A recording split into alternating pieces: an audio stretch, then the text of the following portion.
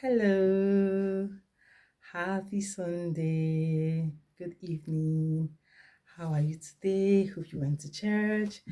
Um, I'm glad to be back here again to speak to us. I don't know who are excited that very soon the kids will be going back to school. I can't wait, really. Well done, mom. Well done, dad.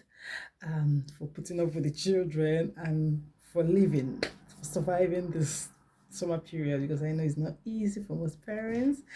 Um, I'm here again to just drop like a few just simple discussion that I had with my children about the Bible. Sincerely, I started studying the book of Genesis with my kids, and I was supposed to be giving us update, but the truth is that we study this Bible like every day, and now we are currently in chapter 24, but I'm still trying to finish up chapter 3 with the kids elementary. I'm really sorry, but I don't know how to catch up seriously, but I'll just keep trying as much as I can. Anyways, I just hope still have time to and have this Bible discussion with your children, really, because we really need to do that, to be honest. And the devil is not smiling, so we need to be on our guard. Okay, so while I was discussing this Genesis chapter 3 with my children, something happened. Um, my son was like, why did Eve have to eat the fruit? But she knows now. How come she just changed? What happened? How come she just changed her mind and she went ahead and ate the fruit? And I said to her that your question is so good. Like, it's an intelligent question. Yeah, we should have wondered why she did that. But I didn't give them this illustration. I just hope it would make sense to every one of us. So I said to them, if I get two apples, one is rotten and one is fresh, cool apple, nothing is wrong with it. But if I keep these two apples together, maybe for like 2 days, of just for some time, that they would notice the that the fresh apple will start getting bad.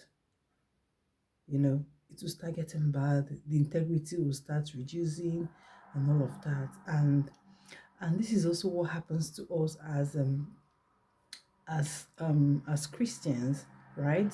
So there are things that we know that it doesn't just end at knowing the truth. It also requires you to take action that sustains your truth. So assuming Eve refused to engage in that discussion with the devil, assuming she excused herself, maybe she wouldn't have gotten to that stage of eating the apple, right? Or assuming she rebuked the devil, because the Bible says we should rebuke the devil and he will flee. Assuming she rebuked the devil without going into that conversation with the devil, maybe we would have been talking about this sin now. But unfortunately, she didn't do any of those. And within her mind, she knew the truth and she had already said, this is what we're told, this is what God told us to do. But then she was still having that long conversation with the devil. And before she knew what was happening, she just saw herself eating the fruit, right? And this is really what happens to us. I said to them that it's just like when you see someone who sells fish, right? You could perceive the smell of the fish, but they're not fish, right? But because they have stayed long enough with the fish, they're already like smelling like one. Okay. So this is exactly what happens to us as Christians as well. That even when we think we know the truth, we should always avoid and excuse ourselves from anything that would want to defile the truth that we know. So it doesn't end at knowing the truth. It also requires you to take the necessary action that can sustain your truth, right? So you don't have to keep friends who are bad and you say, I'm the only good person among them. Trust me, over time, you find out that you will just be as bad as they are, really.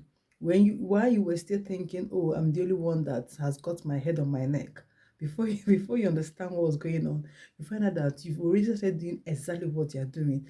So I said to them that as much as they can, it's best for you to stay off and stay clear.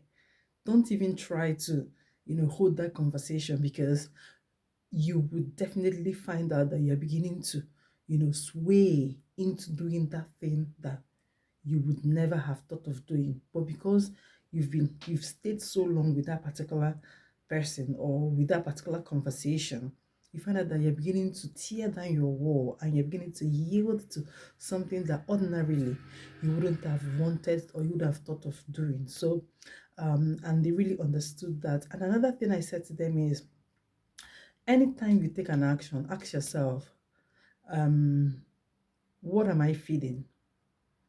Life is all about food. If you have a little child who, if you just have like a little baby, you need to feed the child for the child to keep growing. If you don't feed the child will die. And whatever you feed grows, whatever you don't feed dies, right? So it's not just necessarily about like food per se, but this is like the best concept to explain it, right? So I said to them, if you're feeding on junk food, because sometimes I can have sweet tooth, let me not just lie. So I said to them, if you keep feeding on junk food, then you know that something is waiting at the end of it.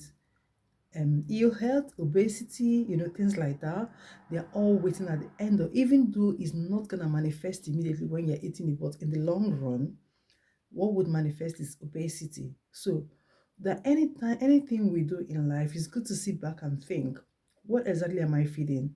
So like Eve now, she went ahead and ate the forbidden fruit, and at the end of it was death waiting, because that was exactly what God told them: if you eat this fruit, you will die. And the devil came and lied that you will not really die. You will not. But what happened? Death still happened to them, because separation from God is death, right? So I said to them that whatever you do, even while you're enjoying that thing, ask yourself, after this thing I'm doing now, what's next? What waits for me at the end of it? What am I feeding? Am I feeding my am I feeding my flesh? Am I feeding obesity? Am I feeding to get obese? Or am I feeding to stay healthy? Or am I feeding, like, just think about it. Whatever you are doing, what are you feeding at that moment and at that point in time? That with that, you'll be able to take, better decisions. You're able to take um um make the right choices in life. So it's not all about what is happening at the moment, but what really happens afterwards.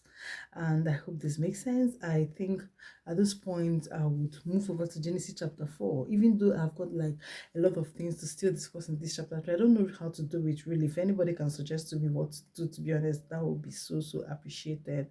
And that will be it for Genesis chapter 3, really. Thank you guys, and thanks for listening.